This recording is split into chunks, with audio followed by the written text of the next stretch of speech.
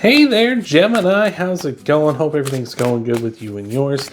We're going to be looking at your week of April 11th, 2022 reading. We're going to be looking at your past, your present, your future. We're going to clarify all that and then tie everything off with an oracle card message at the end here. We'll take that Queen of Swords. She wanted to come out. Everybody else kind of came out in a jumble, but we'll take that. So hopefully this will be all resonating with you. Hopefully, wow, this got some messages here for you. Apparently the deck wants to talk. But yeah, we're going to be looking at those past, present, future. An oracle message at the end. If at any point this resonates with you, great. That's awesome. You can always hit the like button. Lets me know that it did resonate with you.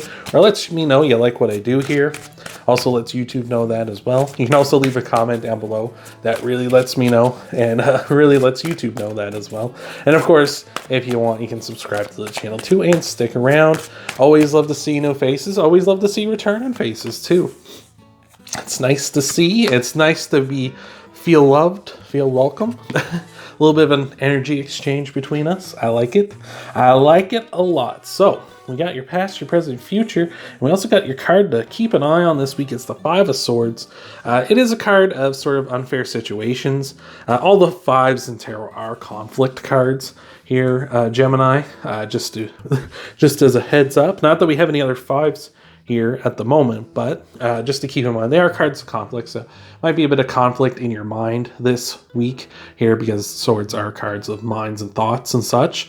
So you know, maybe a little bit of communication trouble here for you this week. Maybe just be aware of that. Be aware of how you talk to people, how your words, especially with people you're working with too. Especially maybe too with a partner as well with that Knight of Cups. Yeah, just people you're working with, people you're trying to help you out. Like, be careful how you communicate with them and how they communicate with you. Going to be something, could be some conflict there if you're not careful. So, but anyway, we got here in your past, we got Death, the Three of Cups, and the Ace of Cups. This is really nice. I feel like this is sort of you starting something new, a really significant change that's cause for celebration, cause for good vibes here, which is good. I feel like this is something you've recently started to. Lots of overflowing emotion here because of this. Lots of reasons to celebrate again, and some sort of significant change here with the Death card. The Death card is Scorpio's card, so you may have Scorpio in your chart. If you do, that's a nice little bonus. Means you're coming in a strong way. But this, to me, kind of feels like you're kind of healing from some trauma, maybe, or you're starting to, or at least starting that process of healing here, which is great. I feel that not enough people recognize that too often. You know, I'm guilty of that myself here. Actually, this past weekend has been really good for me for that. I've been recognizing a lot of things and stuff, so I've been doing the work too here. But this really, to me, feels like you've been really working on yourself here.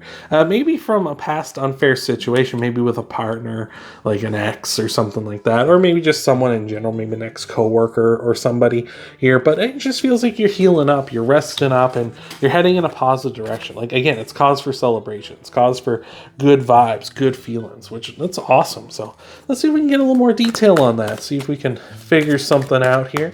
Get a little more specific, maybe give you some goosebumps, and maybe like, whoa, he's spot on with that. I know that feeling in tarot. It's like creepy, it's scary, and it's like, oh, I just want to see more.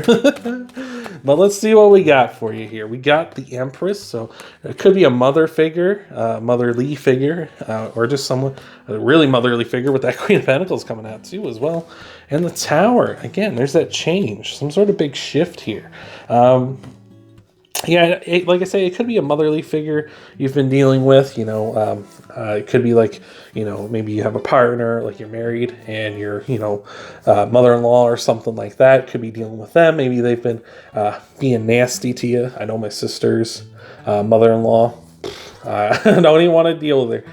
Holy jumpins. But could be someone like that, or it could be like maybe your own mother, or like a grandmother or something like that. Maybe that kind of a person, or maybe, like I said, maybe a past partner who's very motherly to you. It doesn't necessarily have to be a female, of course, it's just energy, but that kind of a person. Maybe they gave you some sort of like a real sort of like the Empress can represent abundance, but here possibly saying where you're kind of dealing with them in such a negative way that a change had to happen. Like this change we're talking about with the Death card, it really had to happen here. Maybe they were really telling you weren't good enough, or maybe they were constantly kind of being negative to you, right? We're getting the opposite of like the Empress and the Queen of Pentacles, where you have that natural growth, that natural buildup, that kind of like, we want to, build people up, right? Like a rising toad.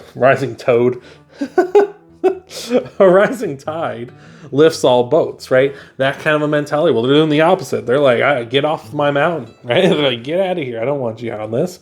This is mine. Like, this is mine. Get out of here. Like, they might have been kind of in that mind, or again, just being negative towards you here. And I feel like you're healing from this, right? You're in this real place of like raising up. Like there's a community that actually wants to support you here, and I feel like that's beautiful. That is so good. So I love that. And again, I feel like you're healing from an unfair situation. I feel like it was unfair that they treated you this way. Here in your present, we got the Queen of Swords, the Seven of Swords, and the Nine of Pentacles here. This is great.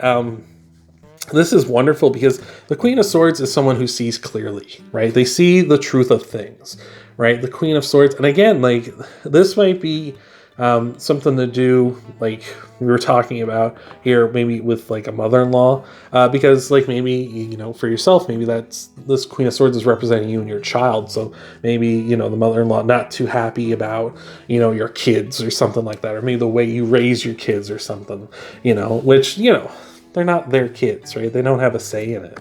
You know what I'm saying? Or at least they don't have like a big say in it. You know what I'm talking about? At least that's how I look at it anyway. But with the Queen of Swords, like you see clearly, regardless, even if you don't have children or anything, or that's not quite what we're talking about here, it's still, you see clearly, you see that they were treating you poorly. You didn't deserve this. And now you're, moving forward in a strong direction because you know where you need to be and who has your back, which is beautiful. With the Seven of Swords, I feel like you're dealing with this person or dealing with this situation in a way that you may not normally deal with them, because you can see there's kind of, you can kind of see them here. I hope there's these sort of soldiers here, and this person is stealing these swords from them. And it's not that he's fighting them, like you would in a war or something, or doing battle with them. He's just taking their weapons away so they can't be used, right? So he's like sort of trying to end the fight before it begins. So I feel like that's kind of something you're doing. It's like you're kind of dealing with this person before you actually have to deal with them, right? Like cutting them out of your life, or just setting it up so that you never have to interact with them here, that kind of thing. So I feel like that's really nice as well, especially if you're cutting them out. I feel like you are, though, with that Nine of Pentacles, because Nine of Pentacles represents independence, represents you standing, on your own 2 feet, you being able to do everything on your own, as well as being a card of being able to relax finally, right? Oh, I got the hiccups here. I got the burps coming in here all the same. I don't know why. I drink water and it makes me burp. I have no idea why. But here we are with the Nine of Pentacles. And like I say, it is a card of independence, but it's also a card where, like I say, you finally get to relax, right? This vineyard here represents this flower can just enjoy the vineyard, enjoy letting other people do the work for them, and them kind of enjoying the fruits of their labor, right? So I feel like this is finally, you get to stand on your own and be yourself and relax, and you don't got to deal with their BS, right? So let's get in. Let's get into this clarifying energy. All right, there's that Seven of Swords again. And the Lovers here, too, for your pop-outs. Look at that. Yeah, definitely handling them in a different way. I feel like maybe, like I say, it's something to do with love, potentially. Maybe a partner. Maybe. That's your card, too, Gemini. That means you're coming in a strong way, too. So that's awesome. That's really good, Gemini. Look at this. Look at this. What else do we have for our Geminis? Ten of Pentacles. That came up for Aquarius as well in their present energy. So maybe want to give their reading a checking out after this. But I just feel like you're dealing with this in a way that you normally wouldn't fight. You're not doing this like a head-on, like I'm going to butt heads and it's going to be stressful and anger inspiring or something like that. I'm going to cut them out. I'm not even going to deal with them, right? You can see, especially with this Seven of Swords, there is that kind of army, right? They're kind of raising a ruckus back there. So again, I just feel like you're dealing with this before it ever becomes a problem now, which, like I said, could be just cutting them out of your life, right? Especially if this was like an ex or something, which I like. Again, I feel like it might have been with this Lovers card. Could have been an ex for some of you. Again, could be a motherly like figure or someone like that in your life, or maybe someone in a position of authority in your life. But the Lovers card is your card, Gemini. Means you're coming in super strong. Means you're coming in a powerful way. And we got the 10 of Pentacles along with the 9 here, which is great because that means you're heading towards something really valuable, something very important here, something that's going to put you in a position where you're like, things are just going fantastic. Everything's coming up, Gemini, right? So into your future here, we got the 7 of Cups, the 8 of Cups, and the 6 of Pentacles. The 8 of Cups is a card of walking away from something, a card of moving on, a card of trying to move into the future, finding better for yourself. And I feel like this is really, like right here, you've kind of just been dealing with them in this kind of like, I'm not going to deal with them. I'm going to deal with the conflict before it happens. Now this is just like you moving on, like you're getting out of here, just being like, well, I'm just not going to ever deal with you now.